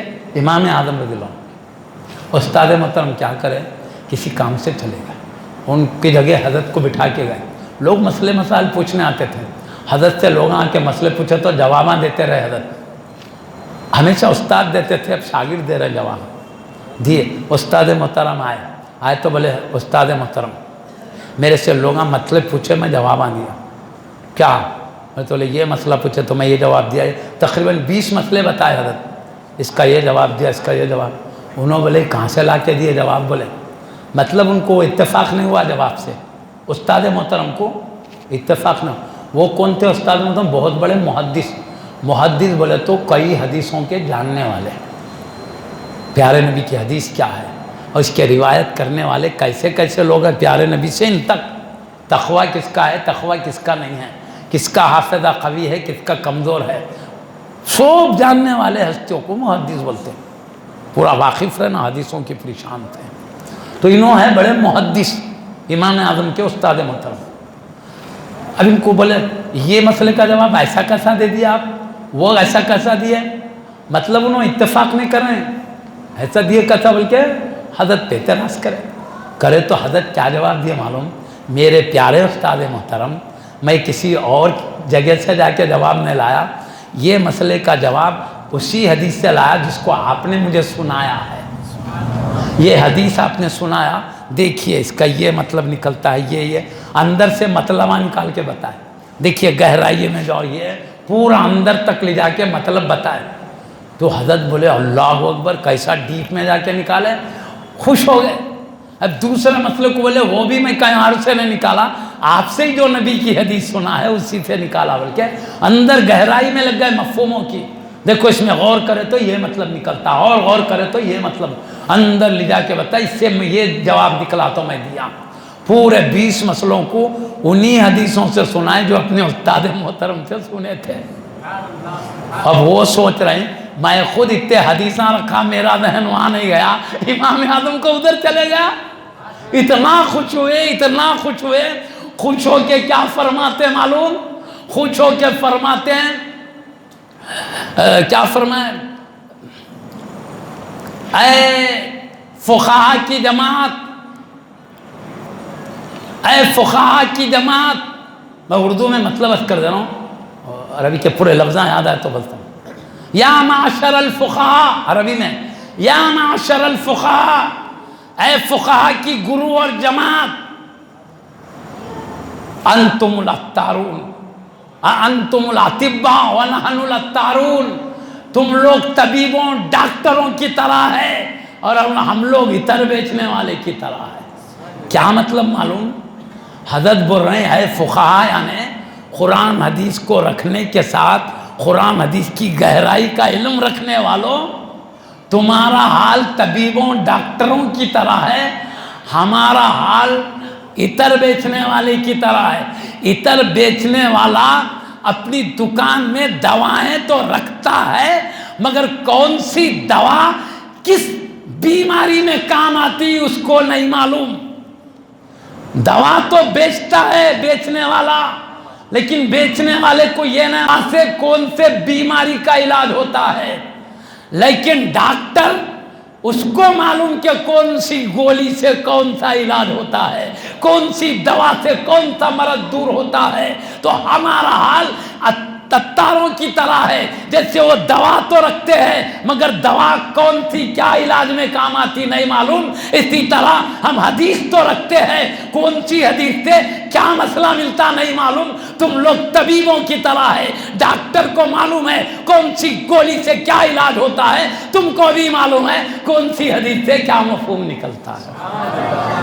اپنے کو بولے عطر بیچنے والے کی طرح، یہ فقہا کو بولے ڈاکٹروں کی طرح۔ اب بولو اپن بیمار پڑ گئے تو گولی لے کے آ جاتے دکان میں سے، یا پہلے ڈاکٹر صاحب کے پاس جاتے؟ ڈاکٹر صاحب کے پاس جا کے حضرت یہ بیماری یہ بیماری، وہ ناڑی دیکھے گا، یہ دیکھے گا، وہ دیکھے گا، سب دیکھ کر بولے گا جاؤ یہ گولی کھاؤ شفا ہو جائے گی، لکھ کے لائے۔ ابھی دوا بیچنے والے کے سامنے سے گولیوں سے گئے نہیں خریدے، ڈاکٹر لکھنے کے بعد پھر وہاں آئے گولیوں کا، آ کے بولے ڈاکٹر صاحب یہ چٹھی میں جو لکھا ہے دے، انہیں دے دیا۔ پھر بھی اطمینان کے لیے پھر ڈاکٹر صاحب کیا، ڈاکٹر صاحب اب یہ جو لکھے نا یہ گولیاں وہی چھ نہیں، پورا اطمینان حاصل تب کھاتے۔ تو بھائی پہلے گولیاں کہیں کو نہیں کھائے بھائی، خرید لیے، بعد میں کیوں؟ تو معلوم ہے گولیاں تو ہے، میرے کو نہیں معلوم کون سی گولی سے کیا علاج ہوتا ہے، اس لیے میں ڈائریکٹ نہیں خریدا، ڈاکٹر سے پوچھ کے اس کے مشورے سے خریدا۔ ایسے ہی قرآن ہمارے ساتھ ہے، حدیث ہمارے ساتھ ہے، عمل نہیں کر رہے کیوں؟ ہم کو نہیں معلوم کون سی آیت سے کیا مطلب نکلتا ہے، کون سی حدیث سے کیا مطلب نہیں معلوم۔ یہ فقہا کیا ڈاکٹروں کی طرح ہے، ان کو معلوم کون سی آیت سے کیا مطلب نکلتا ہے، کون سی حدیث سے کیا مطلب نکلتا ہے۔ اس لیے پہلے ہم فقہا سے پوچھے آپ بتاؤ قرآن سے کیا سمجھے ہے، آپ بتاؤ حدیث سے کیا سمجھے۔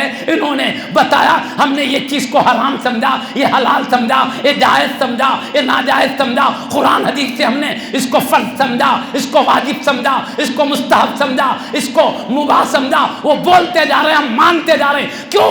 جان بچانے کے لیے دنیا کے ڈاکٹر پہ بھروسہ ہے، ایمان بچانے کے لیے ہم کو فقہاء کرام پہ بھروسہ ہے۔ جان بچانا ہے تو ڈاکٹر سے مشورہ لو، اور ایمان بچانا ہے قرآن حدیث کا مفہوم صحیح جاننا ہے، فقہا کا دامن تھا۔ اس لیے بڑے بڑے اولیاء نے فقہا کے پیچھے چلے ہیں، بڑے بڑے ابدال و اختاب و افراد نے بھی اپنا دامن تھاما ہے فقہا کا۔ سنو، بندہ نواز امام اعظم کے پیچھے دامن پکڑ کے چلے ہیں مسائل میں، غریب نواز ہندوستان کے ولیوں کے سلطان ہے، یہ امام اعظم کا دامن پکڑ کے چلے ہیں۔ غوث پاک رضی اللہ تعالیٰ عنہ سارے ولیوں کے سردار ہیں، آپ حنبلی مسلک پہ چل رہے ہیں۔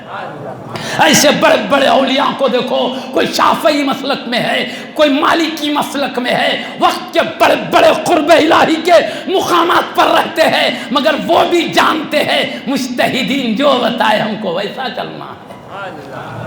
یہ بڑے بڑے ویسا چل رہے، ہم چھوٹے چھوٹے دیکھ رہے قرآن کیا بولتا کی، انہیں ایک بول رہا ہوں۔ تو حضرت بتائے حقیقت الفقہ میں کیوں ہم مجتہدین کو لے کر چلتے ہیں، اس لیے کہ خود سے سمجھنے جاؤ پٹکیاں کھا جائیں گے، نہ اتنا علم ہے نہ سمجھ ہے، وہ علم والے سمجھ والے وہ ہم سے بہتر جانتے ہیں، پیچھے چلنے میں ہم کو صحیح مسئلہ نکل سکتا ہے۔ اور علم رکھ کے غلطی بھی کرے نا تو اللہ غلطی کے ساتھ قبول کر لیتا ہے۔ وہ بھی لکھے حضرت، میں کئی کو بول رہا ہوں معلوم، تو پھر یہ مجتہدین چار جنوں ایک الگ الگ بات بھی بولے بعض جگہ، پھر کون سی بات پہ چلنا بولے تو ایک پہ بھروسہ کر کے چلنا۔ جتنے مسئلے سچ ہے وہ بھی قبول ہے، جہاں غلطی ہوئی اللہ مجتہد کی غلطی کو بھی ایک ثواب دے کے قبول کرتا ہے۔ پیارے نے بھی بولے اگر مجتہد سے خطا بھی ہو جائے تو اس کو ایک ثواب دیا جاتا ہے، اور درست مسئلہ نکالے تو 2 ثواب، اور ایک حدیث میں 10 درجے ثواب دیا جاتا ہے۔ تو اس طرح مجتہد سے کیونکہ علم والا ہے، غلطی بھی کرے اللہ غلطی کے ساتھ قبول کر لیتا ہے، اور بغیر علم کے کچھ بولے وہ بھی حدیث حضرت نے نقل کیا ہے، من قال فی القرآن بغیر علم برائیہ، جو قرآن میں بغیر علم کے اپنے رائے سے کچھ کہتا ہے، وَإِنْ أَصَابَ فَقَدْ اخْطَأَ، اگر وہ درست بھی کہہ دیا بات تو اللہ اس کو خطا کاروں کی لسٹ میں شامل کرتا ہے۔ ارے تیرے کو علم نہیں تھا تو گیا کیوں؟ غلطی کرتا تو تو بھی بھٹکتا، تو جتنے تیرے پیچھے آتے وہ بھی بھٹک جاتے، گیا کیوں تو؟ صحیح بھی کیا تو جانا نہیں تھا، گیا کیوں؟ اللہ خطا کاروں کے لسٹ میں شامل کر دے گا۔ پیارے نبی بول رہے ہیں جی، اولیاء نہیں بول رہے، ہم نے نبی فرمایا، سید الانبیاء فرمایا۔ اور مجتہد علم رکھنے والا غلطی بھی کرا تو قبول ہے۔ تو ہم نہیں کہتے ہر مجتہد کا ہر مسئلہ حق پہ ہے، سچ ہے۔ مجتہد کے جس مسئلے کو اللہ سچ سمجھتا حق سمجھتا حق، جو خطا سمجھتا خطا، مگر خطا کے باوجود بھی پیارے نبی کہتے ہیں اللہ قبول کر لیتا، سمجھے؟ قبول کر، چاروں مسلک حق ہے کا مطلب چاروں مسلک رب کی دربار میں قبول ہے، سمجھ رہے مطلب؟ لا یکلف اللہ نفسا الا وسعها، اللہ کسی جان کو ان کی طاقت سے بڑھ کر حکم نہیں دیتا۔ اب بھائی قرآن حدیث سمجھنے جتنا علم ہے اتنے علم کو پا لیے، اب بس اس سے بڑھ کے طاقت ہے نہیں، اتنے بڑھ کے حکم دیتا نہیں، اب اس میں کوشش کرو، اب تم صحیح نکالے تو ڈبل ثواب دیں گے، غلط نکالے تو وہ بھی قبول کر لیں گے، تم نے محنت کیا علم رکھا، سمجھے بات کو؟ تو مجتہدین غلطی بھی کرے تو اللہ جس مسئلے میں غلطی کرے ایک ثواب دے کے، جس مسئلے میں صحیح کرے ڈبل ثواب دے کے۔ اس لیے چاروں مسلک حق ہے، کیونکہ چاروں مسلک والے فقہا ہیں، علم والے۔ اور دوسرا جنا گیا ادھر صحیح بھی کیا تو غلطی کیا تو کتنی مصیبت میں نہیں پڑے گا، اس کے ساتھ جانے والے وہ بھی مصیبت میں، ان بھی مصیبت۔ اس لیے مجتہدین کو اپنا حقیقت الفقہ دیکھو اس میں۔ اور میں ایک مثال بھی دے دوں، مجتہدین خطا کرے تو بھی ایسا قبول ہو جاتا جیسے ہماری نماز قبول ہوتی ہے۔ کیسے؟ میں ایک مثال دے دیتا ہوں سمجھنے کی سہولت کو۔ 4 دوست مل کے جنگل میں گئے سفر میں، 4 دوست مل کے، میں مثال سمجھنے کے لیے، اور میں اپنے سے نہ تفسیر میں پڑھا، میں تفسیر کی بھی ایک شرح تھی اس میں پڑھا میں نے، عربی کے پہلے زمانے کے بزرگوں کی کتابوں میں پڑھا ہوں، سو بات ہے۔ 4 دوست مل کے گئے، ہے نا، عشاء کا ٹائم آیا، جنگل میں چلے گئے، عشاء کا ٹائم آیا، سورج کب مغرب کے ساتھ ڈوب گیا، اب سورج بھی نہیں ہے، اب کیسا معلوم مغرب کدھر ہے؟ ہم ہندوستانیوں کے لیے مغرب ہمارا قبلہ ہوتا، ادھر والوں کے لیے ایک سمت ہوتا، وہ جگہ بدل گئے تو مگر ہندوستان والوں کو مغرب ہے نا۔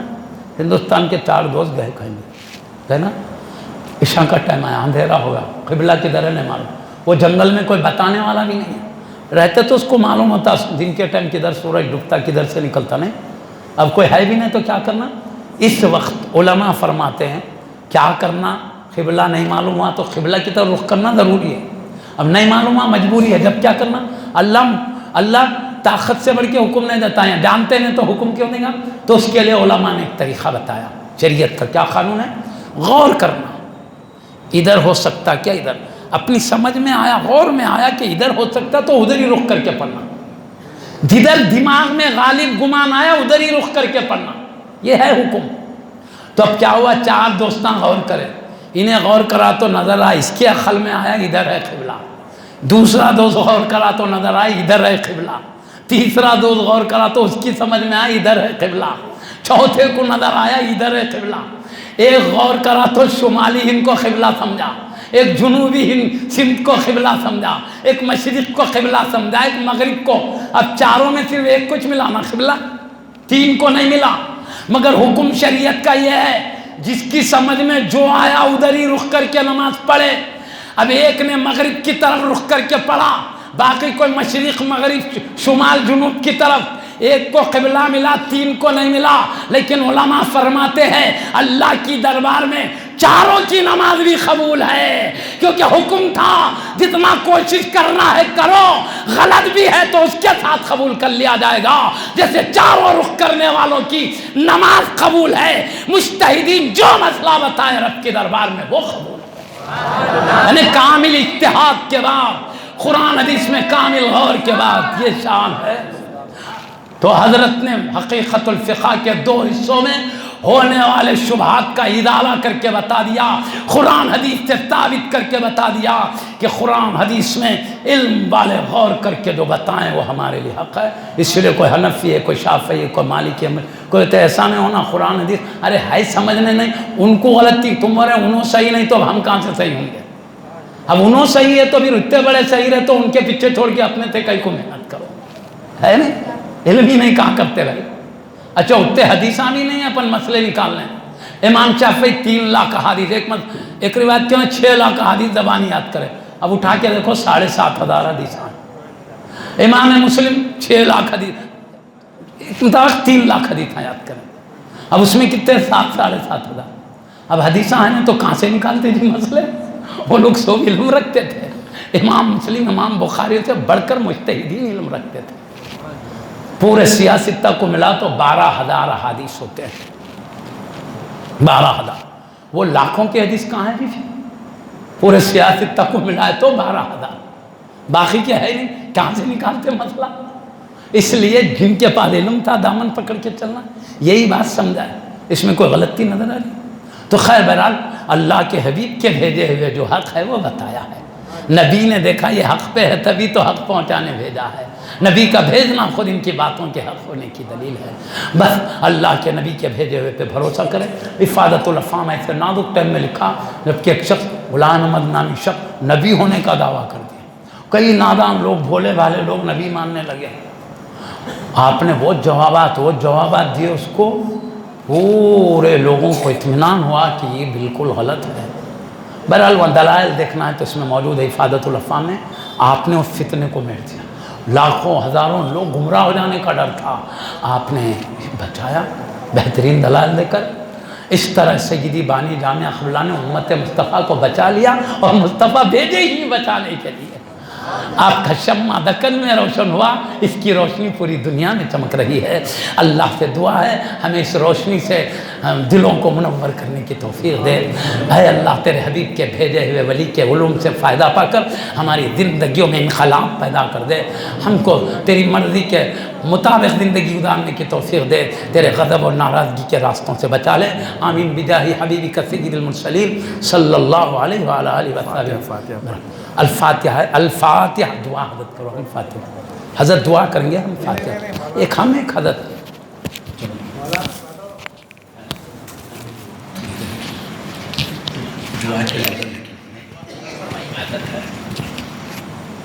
اللہم صلی اللہ علیہ وسلم افضل صلواتک عدد ما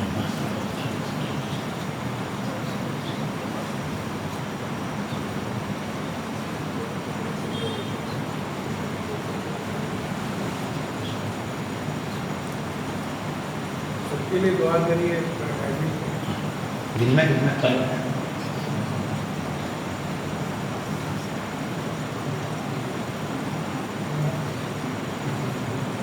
اللہم صلی علی سیدنا محمد وعلی آلہ وصحبہ اجمعین۔ اللہم انا نسألک من خیر ما سألک منہ نبیک حبیبک سیدنا محمد صلی اللہ علیہ وسلم، ونعوذ بک من شر ما استعاذک منہ نبیک حبیبک سیدنا محمد صلی اللہ علیہ وسلم۔ اللہم اغفر لنا ذنوبنا وکفر عنا سیئاتنا وتوفنا مع الابرار بجاہ حبیبک سید المرسلین صلی اللہ علیہ وآلہ وصحبہ اجمعین۔ سبحان ربک رب العزت عما یصفون والسلام علی المرسلین والحمد للہ رب العالمین بحق لا الہ الا اللہ محمد رسول اللہ.